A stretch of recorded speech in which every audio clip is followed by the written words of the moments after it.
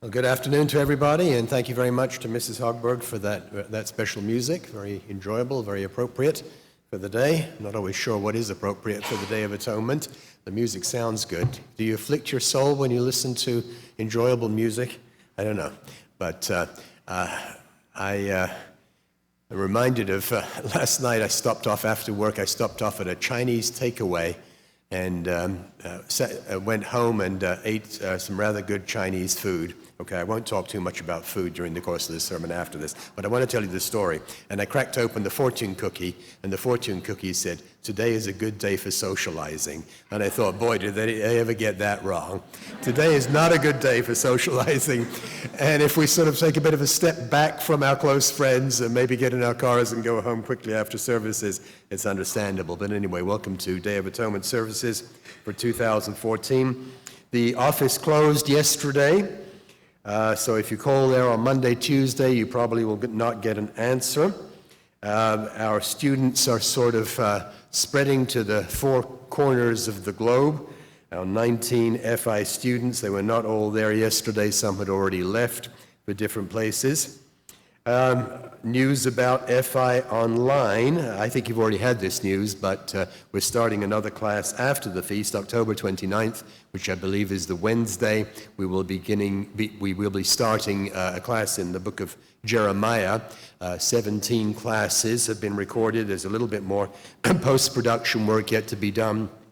But that'll be starting right up after the feast, October 29th, with a follow-up, not yet recorded, but hopefully will be recorded at some point on Lamentations and Esther. On a personal note, I'm leaving Monday night, leaving for Argentina. We have a new feast site in Argentina this year. It is in Villa Carlos Paz. You probably don't know where that is. I didn't either. Don't worry, I had to check it on the map. It's sort of north-central Argentina. I think a few of you have been to Argentina for the feast before. We were for quite a few years in a town called Mendoza, which is just across the Andes, actually quite close to Santiago, Chile. So a lot of the Chilean brethren would attend the feast in Argentina.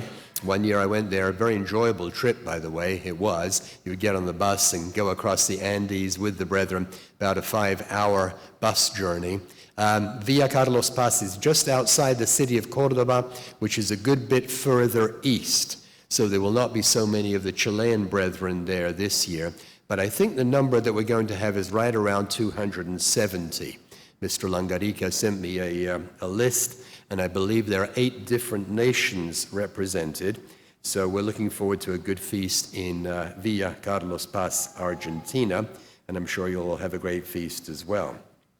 I would like to bring you a little bit of news about the young girl from Colombia. Some of you will be aware of this. The prayer request went out, I think at the beginning of the week, for Sarita Rodriguez. Her name is Sarita, and a very sweet little girl. I met her last year when I went to the feast in Colombia. She's one of those very endearing young girls. She's petite, pretty, and I remember her for her glasses. It always seems sort of oversized, and very wonderful family. Anyway, Sarita actually was in an accident. She was run over by a bus at the beginning of the week. There was a collision. And I did get a message yesterday from another church member who told me that she's doing much better. And then I asked this other church member, may I pass this on? And she, the other church member is Nora Duarte. She contacted Mr. and Mrs. Rodriguez, the parents of Sarita, and I got a message just about an hour before I left home saying, yes, they're happy to have this passed on. So anyway, Sarita, who is 11 years old, is doing better. She's conscious now. She's eating, she's talking, and apparently expressing the desire to go home. So that's very, very good news. She's been in the hospital for a number of days. Please keep up your prayers for her. Also wanted to I told her I mentioned her name prior to the service. I told her I was going to mention her name, Diane Bennis, wherever you are, Diane. Thank you very much. There you are. Because Diane made the task for today a whole lot easier. About a month ago, we were having dinner, and several of us, and we were talking about the Day of Atonement, and I said, I've got the Day of Atonement sermon, and I said, I always feel a little bit guilty if I do the sermon on the same subject that my PhD dissertation was, which is the 2 goats of the Day of Atonement ceremony. And so we began chatting about this, and Diane said, "Oh yes, please go ahead and do it." We haven't heard a sermon entirely on that subject in a while, so I then contacted Mr. Burnett, and he said, "Go for it." So thank you very much, Diane. You made my work much easier for today, because a number of years ago, I spent one entire year with one goat. It was my PhD dissertation subject. So a little bit of a background on that. I was still teaching at Ambassador College at the time, and at the time the church's doctrines on a lot of different subjects were being changed, and one of the subjects that came up was the meaning of this Day of Atonement ceremony, which we're going to look at briefly. And I had a PhD committee composed of people who are mostly not Church of God members. My advisor was Jewish. My second core reader was an Episcopal priest, believe it or not. I had two faculty members from Southern Methodist University across town here in Dallas, one lady who was a Mennonite, and another individual who was from a Protestant church, I don't recall which one. And so choosing a dissertation subject was a bit of a challenge. And I initially started out trying to write on this entire subject of the Holy Day cycle, the one-year-long cycle. And I wrote the first chapter, and one of the members of my committee began reading this, and he was very puzzled by this. And he said, "Why are the members of the Worldwide Church of God so interested in these days?" He thought it was very puzzling. I wrote the first chapter, and it came back with red ink all over it. Now, a word to the wise, those of you young people who may at some point be getting a PhD, when you get a PhD and you choose your dissertation topic, the key is, well, there are two keys. First of all, you choose something very, very small and very focused. And then after you've done that and you've written it up, you become the world's expert on something that nobody cares about. So I narrowed it down from the entire Holy Day cycle, and I chose one goat. And as the dean said at the time, I spent an entire year with one goat. Now, speaking a little bit facetiously, of course, because, of course, for us in God's church, this is an important subject. It's a very important subject. 9 days ago, on the Feast of Trumpets, we looked forward to the time when Jesus Christ will return in great power, an event that's going to be reality, not too far in the future, it would seem. And we continue with some very urgent matters of business. 5 days from today will be the first day of the Feast of Tabernacles. We look forward to a time of peace and joy and a better world, a time that is really, really going to come. I think one of our tasks for the fall holy days, brethren, is to remind ourselves that what we do is not an empty ceremony every year. What we do is not just going to church and hearing a message and reading scriptures. What we do prepares us for the reality of what's going to take place. But there is, of course, an intermediate step in between the Feast of Trumpets and the Feast of Tabernacles, and that's a very important step, one without which there truly can't be joy and happiness. There can't be this wonderful liberation from suffering that humanity will have at the time that Jesus Christ returns. The removal of a great spirit being whose influence on the world stage has prevented human beings from having peace all the way down through human history. The Ban Ki-moon, the leader of the United Nations, the Secretary General of the United Nations, in his speech in 2012, his address to the 67th General Assembly debate, this is what he said. He said, "We gather annually in this great hall to look soberly and without illusion at the state of our world. This year, I'm here to sound the alarm about our direction as a human family. We can all see widespread insecurity and injustice, inequality and intolerance. I see governments wasting vast and precious funds on deadly weapons while reducing investments in people. The severe and growing impacts of climate change are there before our eyes, yet too many people in power seem willfully blind to the threat. This is a time of turmoil, transition, and transformation, a time when time itself is not on our side. People want jobs and the prospect of a decent life. All too often, what they get is divisiveness, delay, and denial of their dreams and aspirations. We need to look no further than this room to see expressions of the thirst for progress. A large number of you are here for the first time, new leaders installed by new voices and expected to make decisive breaks with the past. Your people want to see results in real time, now, not the distant future. The United Nations rightly faces the same scrutiny, the same impatience, the same demands for accountability. People do not look to this organization to be simply a mirror reflecting back a divided world. People want progress and solutions today. They want ideas, your leadership, and concrete hope for the future. Our duty is to respond to these frustrations and yearnings. And then he goes on to say, my action agenda highlights 5 imperatives as I've set out in January this year: sustainable development, prevention, building a more secure world, helping countries in transition, and empowering women and youth. Well, that was a speech given some 2 years ago by a man who would love to see all of that take place.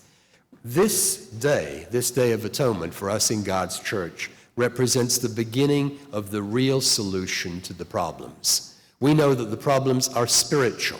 They're not physical in nature. That's something very important for us to keep in mind. There are no physical solutions to the world's problems. There are only spiritual solutions to the world's problems. We've already heard today in the service about some of the things going on in the world. Mr. Townsend mentioned some of the pain being suffered by different people around the world.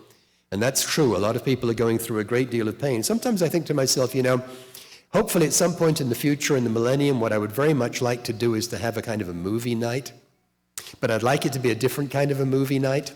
I'd like to rewind the history of humanity. Maybe that's over ambitious. Maybe just the history of the 20th and the 21st centuries. Go back over it all, look at everything that's taken place, all the suffering, all the wars, all of the genocides, all of the terrible things that have happened, with a split screen. I'd love for there to be a split screen. And on one side, we see the events that happened in the physical world, and on the other side of the split screen, we see the events that took place in the spirit world. Because I'm certain, and I think we all understand, that when these terrible things happen on the world scene, things are going on in the spirit world.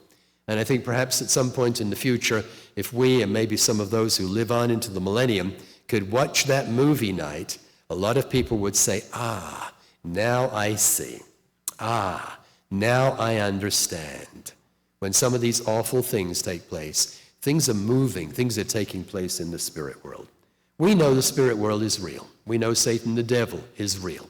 We know there are lots of demons out there, and they're real as well, and they have their share of influence. Take a look with me at Isaiah 14, verse 12. Isaiah 14, verse 12. We're going through the book of Isaiah, the Foundation Institute, and of course you've read this before, very likely, and I've gone through this a number of times, and we've read this account of the fall of Lucifer, Isaiah 14 and verse 12, but I'd like to just emphasize one line here, which I think is important for us to understand. Isaiah 14, verse 12, let's emphasize this.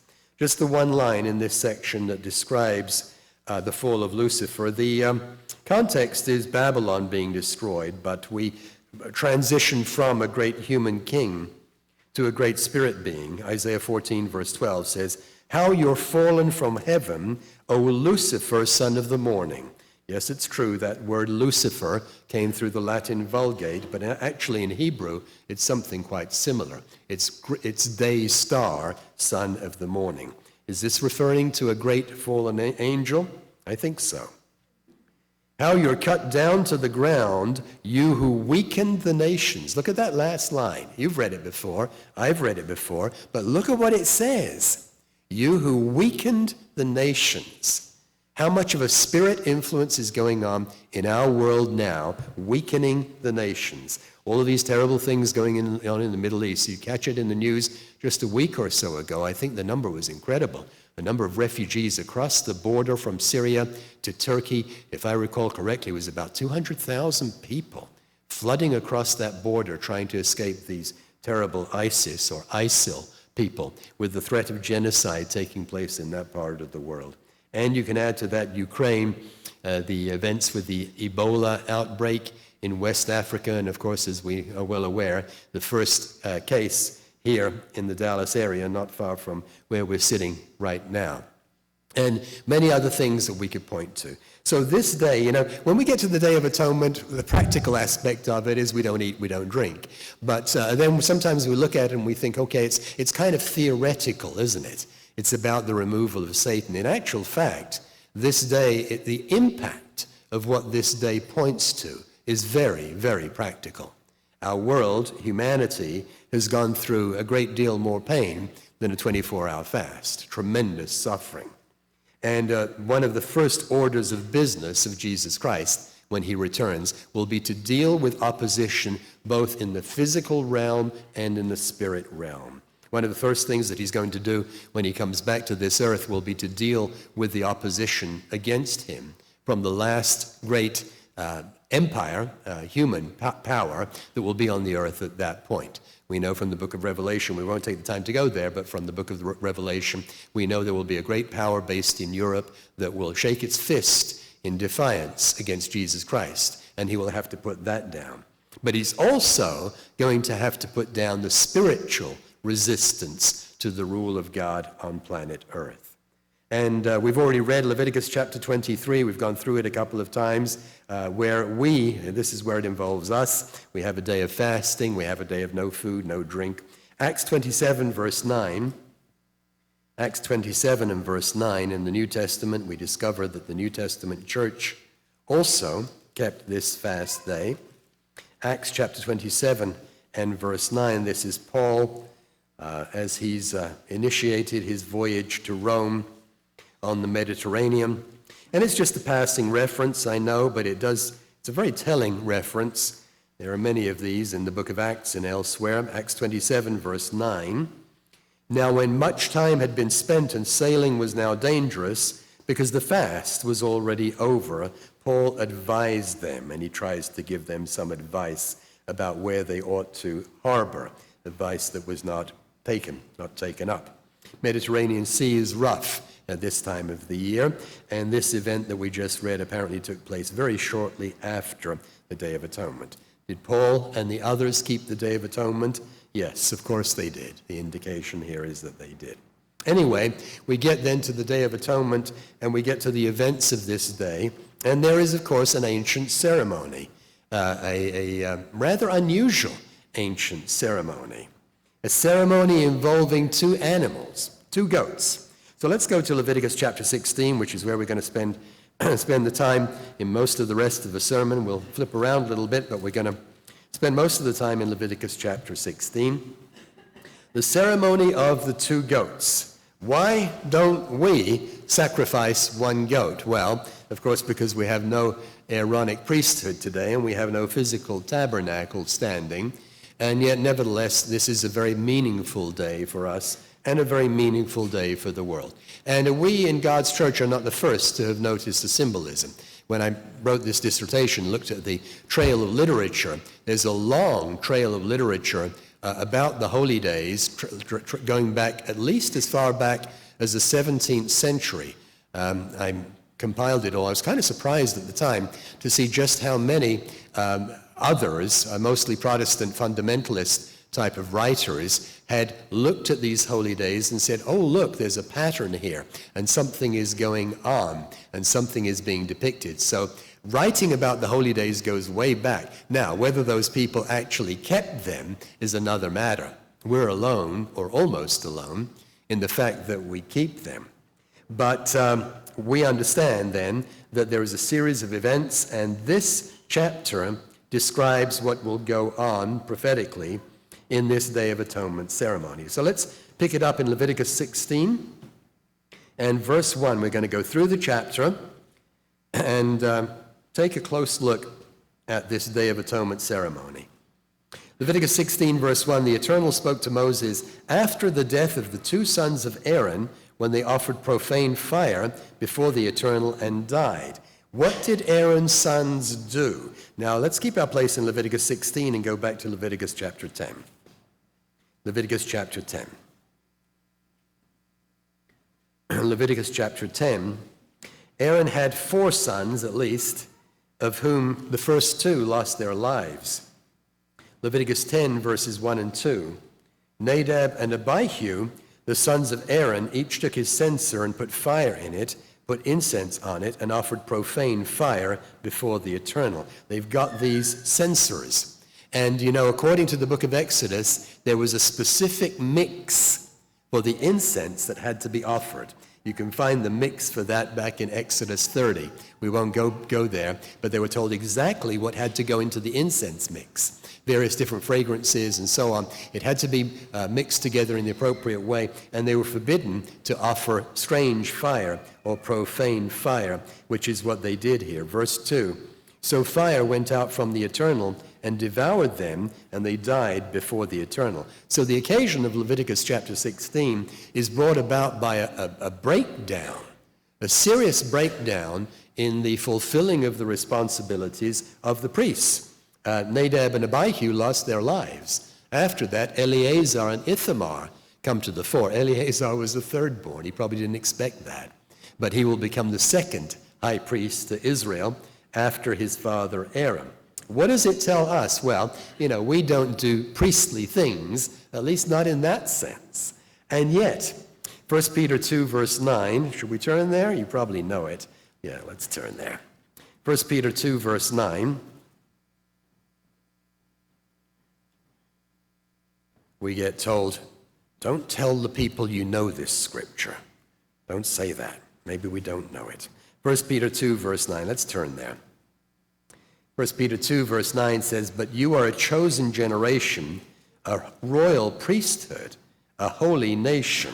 That's us. That's the church. We're a priesthood. And by the way, Peter quotes from the priestly laws quite a bit in 1 Peter. A number of times he does that. So we, in a sense, are priests as well. And what we learn from that Nadab and Abihu incident is that the priesthood, we as a priesthood, must fulfill our role properly. Our responsibilities as a church and our responsibilities individually are important ones and ones to be followed very carefully. Leviticus 16, verse 2, the Eternal said to Moses, tell Aaron your brother not to come at just any old time. That's the thought. You can't come at any old time into the holy place inside the veil before the mercy seat, which is on the ark, lest he die, for I will appear in the cloud above the mercy seat. Now, there's an interesting little detail here, by the way, in Leviticus chapter 16. Elsewhere in the Bible, the phrase for the Holy of Holies, the inner sanctum, is just that. It's the Holy of Holies. Here in Leviticus chapter 16, it's the holy. You can see in verse 2, the word place is in italics. So the instruction to Aaron is, don't come at any old time into the inner sanctum. There were 2 compartments, the holy place where the priests could go in, and the Holy of Holies where only one human being was permitted to enter. And you remember the veil that was cut in 2 at the time that Jesus Christ gave up his life? That veil separated the holy place from the Holy of Holies. And so you have a number of items inside the Holy of Holies, and we read about them in Hebrews chapter 9. Hebrews chapter 9. We'll come back to Leviticus 16. Hebrews chapter 9.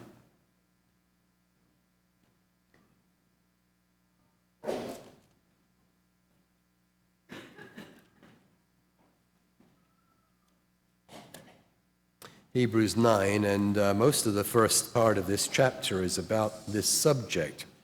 Hebrews 9 says, then indeed even the first covenant, the old covenant, had ordinances of divine service in the earthly sanctuary, for a tabernacle was prepared, the first part in which was the lampstand, the table, and the showbread, which is called the sanctuary, a reference to the holy place with these items.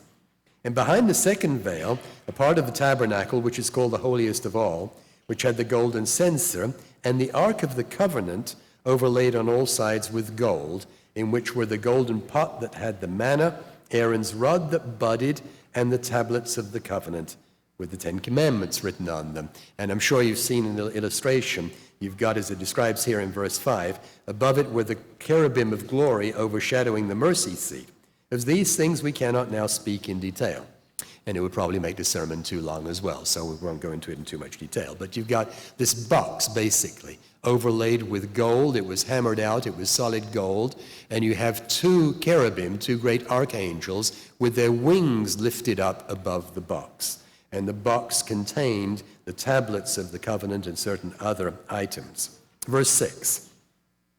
Now, when these things had been thus prepared, the priests always went into the first part of the tabernacle, performing their services. See, if you were of the priesthood, of the Aaron line, you could go into the holy place. But, verse 7, into the second part, the high priest went alone once a year, not without blood, which he offered for himself and for the people's sins committed in ignorance, the Holy Spirit indicating this, that the way into the holiest of all was not yet made manifest, while the first tabernacle was still standing. And then Hebrews goes on to describe the fact that this was symbolic. So what have we got? We've got this structure, and only the high priest could go into the inner sanctum. And it was, of course, on the Day of Atonement. Leviticus 16, verse 3. Let's go back to Leviticus chapter 16. Thus Aaron shall come into the holy place, means the Holy of Holies in this chapter, with the blood of a young bull as a sin offering and a ram as a burnt offering. Aaron brings these animal sacrifices for himself and for his family. Why? Well, the old saying is that all the analogies break down. Aaron symbolizes Jesus Christ in all of this. Christ in the Holy of Holies. But the analogy breaks down because Aaron was just a regular human being. He was just a normal human being, and so he had to bring an animal sacrifice for himself and for his family. Verse 4, he shall put the holy linen tunic and the linen trousers on his body, and he shall be girded with a linen sash, and with the linen turban he shall be attired. These are holy garments. He shall wash his body in water and put them on. Why linen? It emphasizes the linen all the way through there, doesn't it, in verse 4? Maybe some of us have linen garments, a linen jacket or a linen blouse or whatever it may be. Linen is a rather unusual kind of material. It's quite light, and it also breathes very easily. It's unlike man-made fibers, polyester. And so the point of all these linen items, which were worn only when he went into the Holy of Holies, was that it didn't cause Aaron to sweat. The perspiration would have gone against the ceremonial aspect of this. Ezekiel 44, verse 18. Ezekiel 44, verse 18. Ezekiel describes the restoration of the physical system during the millennium, at least the early part of the millennium. Ezekiel 44, verse 18. They shall have linen turbans on their heads and linen trousers on their bodies. They shall not clothe themselves with anything that causes sweat. Ezekiel is talking about the priesthood restored during the millennium. So the linen doesn't cause sweat. Verse 5, back in Leviticus chapter 16, he shall take from the congregation of the children of Israel 2 kids of the goats as a sin offering and 1 ram as a burnt offering. And here's where the symbolism begins. We've got the 2 kids. They were male goats. They were young goats as a sin offering. And then there's, in addition to that, the ram as a burnt offering, which will also have to be offered. Verse 6, Aaron shall offer the bull as a sin offering for himself and make atonement for himself and his house. And I think this reminds us of a very important point here, brethren. Aaron and his family were just human beings. They were just regular human beings. Hebrews makes the point that there had to be an offering for Aaron because he was a human being. Human beings are human beings. I had a conversation with someone a little while ago. We were talking about some of the history of the church and going through some of the things that have taken place or that took place a long time ago. And we're talking about certain events and one thing and another, and how someone that she was talking to was disappointed with something that she had heard had taken place in the church many years ago. And I talked with this person for a while, and eventually I got to thinking to myself, when we discuss some of this and when we think about some of the things that have happened in the church, it's very important for you and me to keep in mind what this scripture tells us, that human beings are human beings, and ultimately our faith does not rest on any human being. That's important. If we're not careful, we can elevate human beings too high. Your faith, my faith, never rests on a human being, a minister, a leader in the church. We respect those folks. We certainly pray for people in leadership roles, but no human being is without sin. Hebrews 5 and verse 3 makes this point rather eloquently. Hebrews 5 and verse 3, there had to be an offering for Aaron and his family. Hebrews 5 and verse 3, let's pick it up in verse 2 because it captures this thought. Hebrews 5 verse 2, he can have compassion, Christ, on those who are ignorant and going astray, since he himself is also subject to weakness. Because of this, he is required as for the people, so also for himself. Pardon me, this is talking about the physical high priest, to offer sacrifices for sins. There had to be a sacrifice for sin on behalf of Aaron and his family. So, the Old Testament priesthood, the church today, nobody is without sin. And when we think about where we place our faith, when we go to the Feast of Tabernacles, we need to think about this and realize we don't place our faith ultimately on anyone, no human being. Our faith is in Jesus Christ. He's the only one who came and lived a completely sinless life. That's an important point because I think a lot of people have made a mistake in that area. Okay, let's keep reading then, and let's go to verse 7 of Leviticus chapter 7, Leviticus 16, sorry. The low blood sugar level, we're all struggling. Leviticus 16 is what I wanted to say. Verse 7. He shall take the 2 goats and present them before the Eternal at the door of the tabernacle of meeting. The two goats have been recognized as being symbolic. We're not the only ones who see them as symbolic. And by the way, there is an entire long commentary about this Day of Atonement ceremony in the Talmud. We'll make reference to it briefly. Tractate Yoma. Yoma means day in Aramaic. It's like Yom Kippur. And take a look at it sometime. You can get on the internet and you can read parts of the Talmud. And Tractate Yoma describes this Day of Atonement ceremony, and it adds a few details, not biblical but interesting nevertheless. It says that these 2 goats had to be identical, according to Jewish tradition. Now, when you think about it, that makes sense, because you know what's coming in this chapter. In this chapter, what there will be is a lot-casting ceremony to make a very important decision. But let's keep our place in Leviticus 16 and go forward. Sorry, a lot of flipping back and forth, but to 2 Corinthians 11, verse 14. 2 Corinthians chapter 11 and verse 14. I've always found that detail interesting. The Jewish commentary says that the 2 goats should be identical. 2 Corinthians 11 and verse 14. The Apostle Paul writes here, he says, and no wonder, for Satan himself transforms himself into an angel of light. Satan the devil transforms himself into an angel of light. Satan the devil, whose removal is depicted in this Day of Atonement, is a master of disguise. He's a master of disguise. When you see the things that Satan and the demons do through the scriptures and in the world today, what often is involved is identity theft. Satan the devil is the master of identity theft. That chapter, you remember the chapter with Saul and the witch of Endor? We won't turn there. That fascinating chapter at the end of 1 Samuel, where Saul goes to the witch and he says, I need some help, I'm in dire straits. And the witch brings up Samuel for him, supposedly. And I've always looked at that chapter and thought, it's a very, very difficult chapter to understand. What's going on there? It's somebody who comes up taking on the personality of Samuel. Satan, the devil, is a master of disguise. And so when we get to this Day of Atonement ceremony, and you've got the 2 goats, there had to be an appeal to God to say, which is which? Leviticus 16 and verse 8.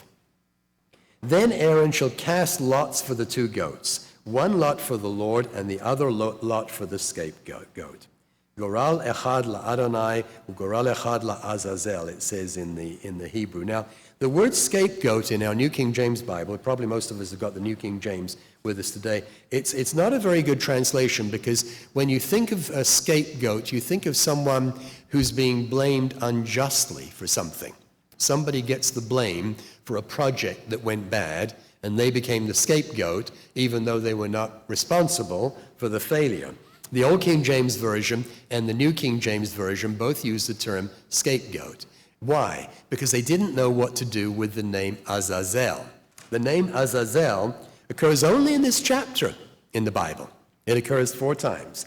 And a lot of people have looked at it and they couldn't figure it out. And so most modern English translations simply read here, and I didn't bring another translation with me, one lot for the Lord and the other lot for Azazel. Who or what is Azazel? Well, the name occurs 4 times, here in verse 8, verse 10, and verse 26. A lot of the commentators and translators couldn't figure it out. One modern translation, the New English Bible, translated it here, quote, the precipice. That sounds strange, I know, but we'll see why they did that shortly. When the Hebrew Bible was translated from Hebrew into Greek in the Septuagint, the Greek came up apopompaios. And when Jerome translated it into the Latin Vulgate, he came up with caprum emissarium. Now, if you remember your Spanish or your Latin or whatever, that's easy to remember. Jerome looked at this and he said, this is the second goat and it gets sent away. It gets exiled. Therefore, it is the emissary goat.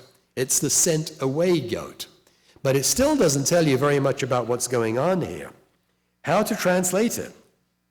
4 times only in the Bible, in the Old Testament. And yet, interestingly, there are a lot of writings in between the Old Testament and the New Testament. There was a lapse of time between the book of Malachi, which is the end of the Old Testament, and John the Baptist's ministry, which of course raises the curtain on the New Testament. There were a lot of books that were written. You've probably heard of the book of Enoch.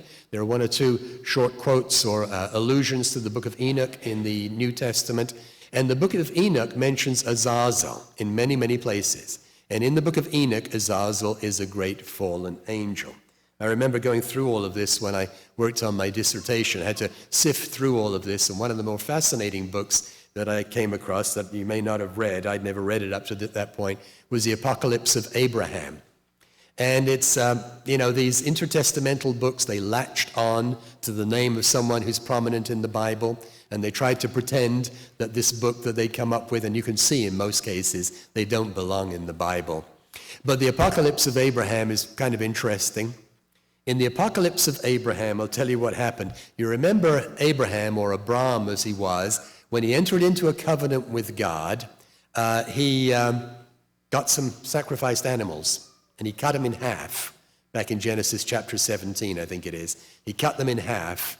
And he makes a corridor, and he walks through the corridor with God symbolically. The Apocalypse of Abraham took off on that particular scene and has Abraham, or Abram, beginning to talk with a bird of prey. A vulture comes down and wants to feed on the sacrifice that has been put out there for God. And the bird begins to talk to Abraham. All right. This is an example of a very fertile Jewish imagination. It doesn't belong in the Bible, okay? I'm not suggesting it belongs in the Bible.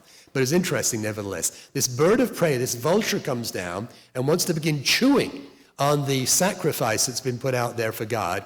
And Abraham has a conversation with the vulture. And he says to the vulture, he says, "What's your name?" And the vulture says, "My name is Azazel." It's been a while since I looked at it, but Abraham then says something like, "Away with you, Azazel. Get away from here. You're not to begin feeding on God's sacrifice." Anyway, the point of all of that, and those intertestamental books, by the way, are interesting and kind of amusing. If you take a look at them sometime, you'll see quite readily they don't belong in the Bible, and they're not part of the Bible. I'm not suggesting that they are. But the point being that the Jewish interpretation of the scapegoat, the Azazel, was consistently that Azazel was some great fallen angel. You know, when I went to Ambassador College, I remember being taught in the Bible classes that standard Christian theology was often formed in reaction to Judaism. You've heard that. I'd heard that a number of times. Often as you get to the 2nd and 3rd and 4th centuries of the so-called Christian fathers, the patristic writings and so on, and you read some of the things that they wrote, and you see that the Christian writers took the position, if the Jews do it, we don't do it. That's the reason why most churches go to church on Sunday. They turned away from Sabbath keeping because they didn't want to be in the same camp as the Jews. They wanted to differentiate themselves. And when I looked at this whole subject, it really kind of came alive for me because I could see very clearly that in the interpretation of this chapter, the Jews had always said Azazel is a great demon, a great fallen angel. And when you get to a few scattered writings, in the Christian writings, they went in exactly the same direction. They said, no, both goats are Jesus Christ. And according to them, sometimes the first goat is Christ at his first coming, the second goat is Christ at his second coming. I think at one point one of the so-called Christian fathers got that reversed and made it the other way round. And I could see it came alive, and you would see it as well. I could see that the reason they were interpreting it that way was to be different from the Jews. So in post-New Testament commentary, almost exclusively these Christian writers, using the term in the broad sense, depicted as both goats as Jesus Christ. I discovered something interesting as well as I was looking into this, something I'd not understood before. Alone among the large Protestant churches is the Seventh-day Adventist church. And in Seventh-day Adventist theology, the second goat, the Azazel goat, is Satan the devil. They interpret this ceremony in the same way that we do. Why? Well, if you know anything about the history of the Adventists in 1844 and the great disappointment when Jesus Christ was supposed to have returned from heaven and didn't, it's very prominent in the Adventist theology. And after it didn't happen, the Adventists went back to the book of Daniel and looked at some of these things, and they said, well, no, we misunderstood the prophecies. This wasn't about Jesus Christ returning on the Day of Atonement in 1844. It was about the cleansing of the heavenly sanctuary. The Adventists believe in the cleansing of the heavenly sanctuary. So what happened on the Day of Atonement in 1844? In Adventist belief, Satan the devil was kicked out. Anyway, whatever may be the case, and I get quite a few questions that come into the office and email questions on this subject from time to time. I had a fairly lengthy conversation with a man that I knew years ago in California, just a few days ago, and he was asking about this and what was my understanding. I said, the Azazel symbolizes Satan the devil, and he said, well, why did you conclude that? Of course, that's what the church has believed for a very long time. The lot casting ceremony. The lot casting ceremony is at the center of this. Verse 8, Aaron cast lots for the two goats, one lot for the eternal and the other lot for Azazel. When we find lot casting ceremonies in the Bible, in every case what we read is a solemn appeal to God to decide something. We don't know. We cast the lot to decide something. And apparently what happened, the high priest had lots, the Urim and the Thummim, in the breastplate that he wore in his priestly vestments, and he would spill these lots out onto a solid surface, and they indicated a binary decision, a yes-no kind of a decision. And we can think of other places in the Bible where there were lot casting ceremonies. Joshua, the sin of Achan. They were told not to touch anything in Jericho, remember? Joshua chapter 7, don't touch any of the things in Jericho. And one man helped himself, and they had to cast lots to figure out that it was Achan. The allotting of the land for the tribes also in the book of Joshua. They cast lots. Where does everybody go? Where does this tribe go? Where does that tribe go? How do we assign this? And they had a lot casting ceremony.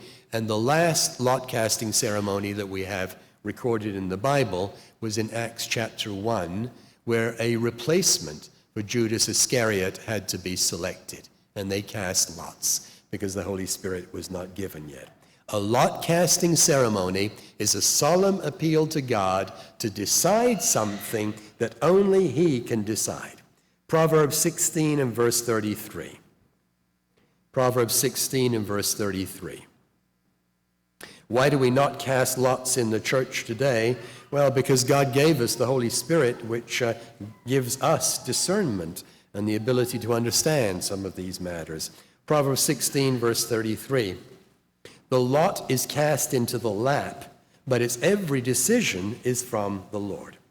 So back in Leviticus chapter 16, we've got a very obvious question, and there are those who believe that both goats symbolize Jesus Christ. If both goats symbolize Jesus Christ, why the lot casting ceremony? It doesn't make any sense. So let's keep reading in verse 9. Aaron shall bring the goat on which the Eternal's lot fell and offer it as a sin offering. Notice that the first goat loses its life. It's offered. It's immolated. Its life ends. So we've got the first goat symbolic of Jesus Christ. We also, by the way, see Aaron the high priest as symbolic of Christ. Hebrews 8, verses 1 and 2. Hebrews 8, verses 1 and 2. Hebrews 8, verse 1. Now this is the main point of the things we're saying. We have such a high priest who is seated at the right hand of the throne of the majesty in the heavens, a minister of the sanctuary and of the true tabernacle, which the Lord erected and not man. Hebrews gets fascinating. It goes all the way through, drawing this tremendous analogy with the old covenant system, with the tabernacle and later the temple. Verse 5 of the same chapter, Hebrews 8, verse 5, who serve as the copy and shadow of the heavenly things, as Moses was divinely instructed, and when he was about to make the tabernacle, for he said, see that you make all things according to the pattern shown you on the mountain. So we have a correspondence between what took place at the tabernacle, later the temple, and what takes place in heaven. So back in Leviticus chapter 16 and verse 10, we have to look at this closely in verse 10.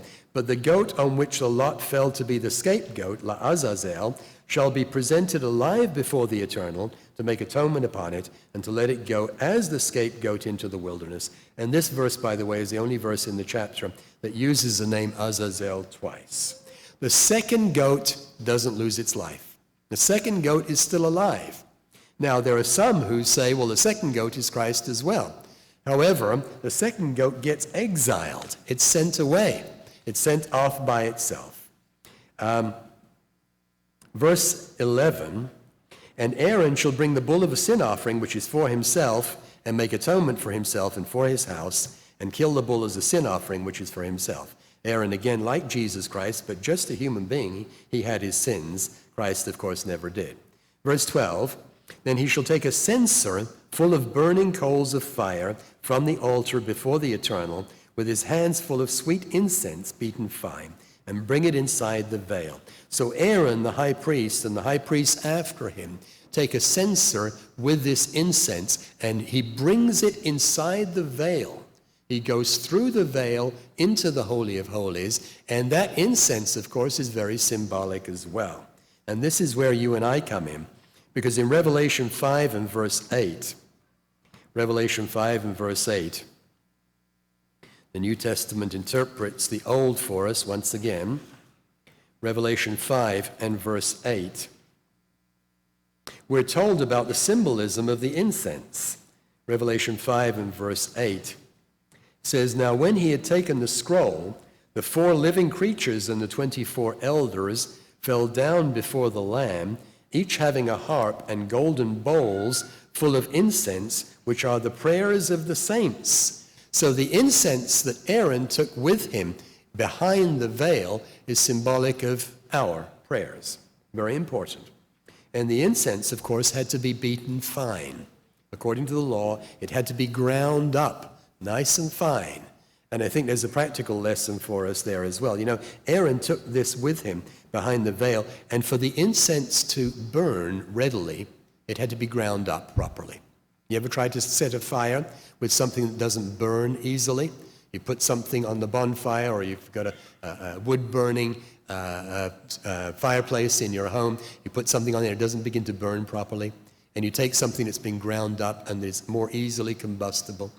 See, our prayers are more effective when they're ground up, when they're nice and fine. And I wonder, you know, As busy as we are these days, and as much as we've got everything going on, sometimes we fail to grind up our prayers nice and fine, to be specific, to get into details. When we pray for the sick in the church, when we pray for the work to be done, even when we pray for God's kingdom to come, how specific are we?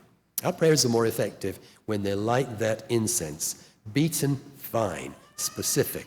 They burn more readily. Leviticus 16, verse 13.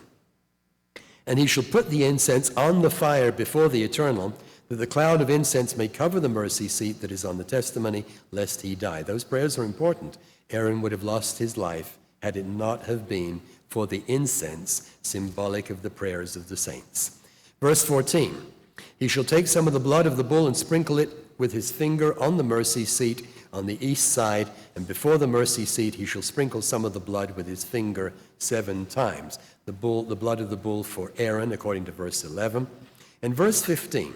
Then he shall kill the goat of the sin offering, which is for the people, and bring its blood inside the veil, do with that blood as he did with the blood of the bull, and sprinkle it on the mercy seat and before the mercy seat. So Aaron goes back inside with the blood from the first goat, and he sprinkles little drops of blood all over the mercy seat. Again, this is symbolism is pretty clear, I think. Hebrews 6, verses 19 and 20. Hebrews 6, verses 19 and 20. Hebrews 6, verse 19. That blood going behind the veil, symbolic of the sacrifice of Christ. Hebrews 6, verse 19. This hope we have as an anchor of the soul, both sure and steadfast, which enters the presence behind the veil, and where the forerunner has entered for us, even Jesus, having become high priest forever, according to the order of Melchizedek. Isn't it fascinating how many times we read all of this symbolism as we move through? Leviticus 16, verse 16, then a purification ceremony. He shall make atonement for the holy place because of the uncleanness of the children of Israel and because of their transgressions for all their sins, and so shall he do for the tabernacle of meeting, which remains among them in the midst of their uncleanness. Verse 17, there shall be no man in the tabernacle of meeting when he goes in to make atonement in the holy place until he comes out, that he may make atonement for himself, for his household, and for all the assembly of Israel. You know, and the Talmud, again, here goes a little bit further. According to the Talmud, it's just for what it's worth. They are tied a red cord to the ankle of the high priest. And you remember that the high priest wore a robe, and on the fringe of the robe, on the edge of the robe, there were these little bells. So you could probably hear him inside there as he's moving around. You can hear the bells clanging. And the thought here was that nobody was quite sure what was going to happen to him. After all, his 2 oldest sons had just lost their lives, and if this guy did something wrong, what's going to happen to him? So you've got all the people outside watching what's going on inside the tabernacle anxiously. It was a pretty tense moment. They're worried, they're uncomfortable, their tummies are empty, and they're thinking to themselves, is this guy going to come out of there? And just in case he died inside the Holy of Holies, somebody outside would tug on that cord and pull out the dead body of the high priest who'd done his job badly. Not the happiest moment for the people of Israel. Verse 18, he should go out to the altar that is before the Eternal and make atonement for it, and take some of the blood of the bull and some of the blood of the goat and put it on the horns of the altar all around. That's the altar of incense outside. Then he shall sprinkle some of the blood on it with his finger 7 times, cleanse it, and consecrate it from the uncleanness of the children of Israel. All of this, of course, is typological. The number 7 is a number of completion there. He sprinkles the blood on it 7 times. Verse 20, and when he's made an end of atoning for the holy place, that's the Holy of Holies, the tabernacle of meeting, and the altar, he shall bring the live goat. The name Azazel will be used only one more time. What happens to the live goat? The live goat is not put to death. It remains a live goat throughout all of this ceremony. Verse 21, Aaron shall lay both his hands on the head of the live goat, confess over it all the iniquities of the children of Israel and all their transgressions concerning all their sins, putting them on the head of the goat, and send it away into the wilderness by the hand of a suitable man. And I wonder about this. I wonder what it was like. If you can imagine Aaron the high priest, and a goat moves around, he probably had to move around to keep his hands on the head of this thing. He's got his hands on the head of the goat, and he recites on the head of the goat a long list of all their sins. I imagine Aaron saying, God, please forgive them for their sins of covetousness. God, please forgive them for their sins of idolatry. God, please forgive them for their sins of Sabbath breaking. God, please forgive them for their sins of enmity and injustice within the community. He may even have gone into some of their moods and so on, and some of their attitudes. I always wonder about that. I imagine a torrent of words coming out of the mouth of the high priest on the head of this second goat. And then this goat gets exiled. As we read here, that it gets sent away. It's sent away into the wilderness by the hand of a suitable man. And again, according to Tractate Yoma, the Jewish commentary on this, what the Jews said had to be done is that they took this second goat and led it out of the camp. There were booths, little booths east of Jerusalem, going east from the Mount of Olives, until eventually you got to a kind of a precipice. There was a precipice on the edge of the mountain there, and they would lead it from one booth to another, passing it on from one man to another. There was a very practical reason here. This goat is a sin bearer, and whatever happens, you do not want that thing wandering back into the camp. So you take it from booth to booth, pass it on from one man to another with the red cord attached to the horns of the goat. And you know what they did with it at the end of it? They threw it off the edge of a cliff. Now, what happens to a goat when it's been thrown over the edge of a cliff? Answer, its bones get broken. What could not happen to the Messiah? Exodus 12, verse 46. I mean, the point is clear. The Jews would never have believed that the second goat was the Messiah. Exodus 12, verse 46. Exodus 12 and verse 46. About the Passover, in one house it shall be eaten. You shall not carry away the flesh outside the house, nor shall you break one of its bones. Messiah's bones could not be broken. So the understanding of this from the Jewish people is pretty consistent. The second goat was not the Messiah. It's led away. It's led away into an isolated place. And there's another point about this. The second goat doesn't die. It's led away to somewhere isolated. It's separated. Where is Jesus Christ now? Jesus Christ died. He gave up his life. 3 days and 3 nights went by, and God the Father resurrected him.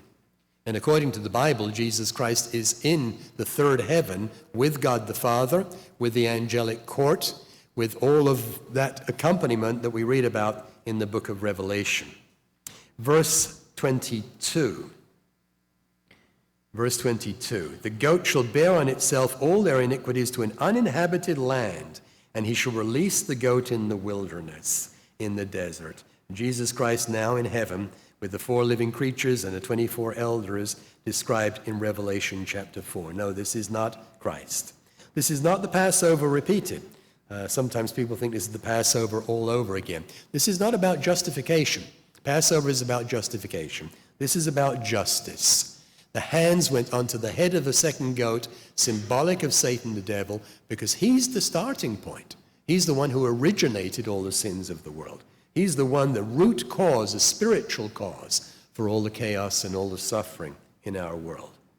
Verse 23, then Aaron comes into the tabernacle of meeting, and he takes off the linen garments which he put on when he went into the holy place, and he leaves them there.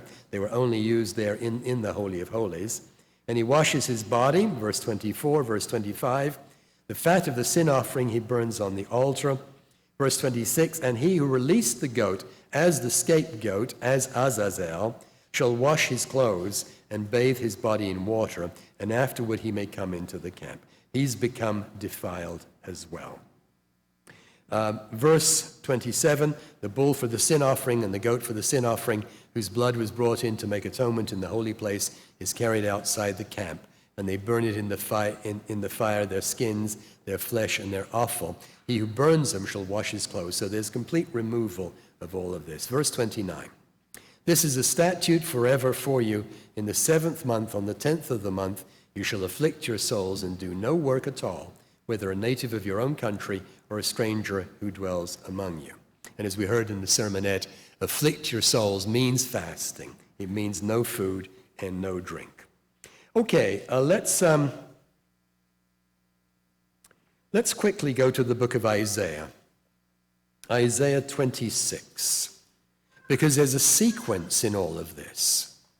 Isaiah 26, again, we covered this in class, so the FI students, a little bit of repetition, but maybe this won't be repetition for everyone. Isaiah 26 and verse 19. Isaiah 26 and verse 19. The sequence of events in the fall holy days is repeated in several places in the scriptures, a number of places, and Isaiah has this sequence. Isaiah 26 verse 19. Your dead shall live, together with my dead body they shall arise. Awake and sing, you who dwell in the dust. Your dew is like the dew of herbs, and the earth shall cast out the dead. Symbolism? Feast of Trumpets. Isaiah 27, verse 1. In that day the Eternal, with his severe sword, great and strong, will punish Leviathan, the fleeing serpent, Leviathan, that twisted serpent, and he will slay the reptile that is in the sea. Symbolism? Day of Atonement. Satan, the removal of sin, the removal of the source of sin. Isaiah 27, verse 2. Let's carry through with the symbolism. In that day sing to her a vineyard of red wine. All of a sudden we've got a great celebration for the completion of the harvest. Verse 3, I, the Eternal, keep it. I water it every moment, lest any hurt it. I keep it night and day. Verse 6, those who come he shall cause to take root in Jacob. Israel shall blossom and bud and fill the face of the world with fruit. It's interesting, obviously, that you understand the symbolism. Here we've got the symbolism of the Feast of Tabernacles. It's amazing. We find the symbolism carried through. And it's there also, by the way, we won't take the time to look at it, in the book of Zechariah. We know about Zechariah chapter 14, which is the Feast of Tabernacles. Zechariah 13 is the Day of Atonement, and Zechariah 12 is the Feast of Trumpets. So we get this sequence of events that you and I understand in God's church, borne out in a number of places in the scriptures. But let's turn now, to wrap this up, to the book of Revelation. The book of Revelation, chapter 19, because the book of Revelation reflects the same sequence. Revelation chapter 19 and verses 11 through 16. Revelation 19, verse 11 through 16. What do we have here? We have the return of Jesus Christ, depicted in the Feast of Trumpets. Revelation 19, verse 11, now I saw heaven open, says John, and behold a white horse, and he who sat on him was called Faithful and True, and in righteousness he judges and makes war. Oh yes, Jesus Christ will have to make war when he comes back. There's not going to be complete peace at the beginning of the millennium. It's going to take a little bit of time till he's put down the resistance and put down all the opposition, and then there will be peace. Verse 12, his eyes were like a flame of fire, and on his head were many crowns. He had a name written that no one knew except himself. He was clothed with a robe dipped in blood, and his name is called the Word of God. And the armies in heaven, clothed in fine linen, white and clean, followed him on white horses. And out of his mouth goes a sharp sword, that with it he should strike the nations, and he himself will rule them with a rod of iron. No more war, because Christ takes charge of the kingdoms of this world. He himself treads the winepress of the fierceness and wrath of Almighty God. Verse 16, and he has on his robe and on his thigh a name written, King of Kings and Lord of Lords. Feast of Trumpets, right? Jesus Christ coming back to the earth, symbolized in the Feast of Trumpets. And then we get to Revelation chapter 20. Revelation chapter 20. And the first two verses we're going to read here. Then I saw an angel coming down from heaven, having the key to the bottomless pit and a great chain in his hand. He's about to do something, which is what this day is about. He laid hold of the dragon, that serpent of old, who is a devil and Satan, and bound him for 1,000 years. Symbolism, Day of Atonement. This angel comes down from heaven and binds Satan and removes his influence. Let's never underestimate what a huge step that'll be. because the whole world, and even the spiritual order of things, is going to be very, very different when Satan is removed. The source of the tension, the source of the enmity, the source of the hatreds, the source of the lust and the greed will be gone. And then, what do we get in the second part of verse 2? We get the mention of the 1,000 years.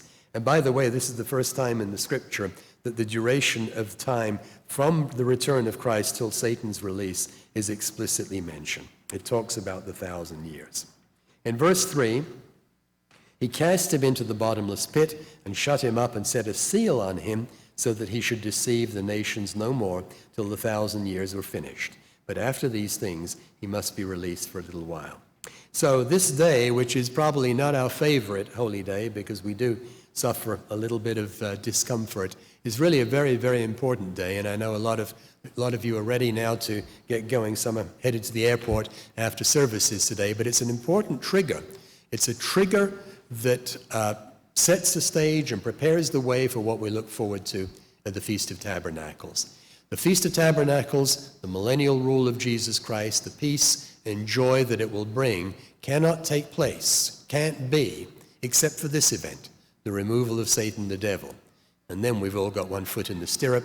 We go off to the Feast of Tabernacles, and we have a wonderful time looking forward to God's kingdom wherever we may be.